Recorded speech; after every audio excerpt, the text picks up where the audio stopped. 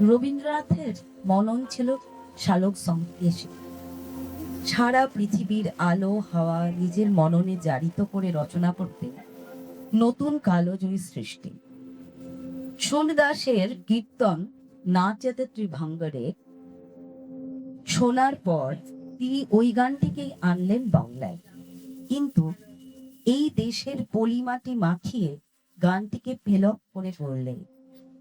তাল হিসেবে বেছে নিলে নিজেরই সৃষ্টি করা তেওরা। আমরা শুনলাম আমাদের পরবর্তী বিনোদন।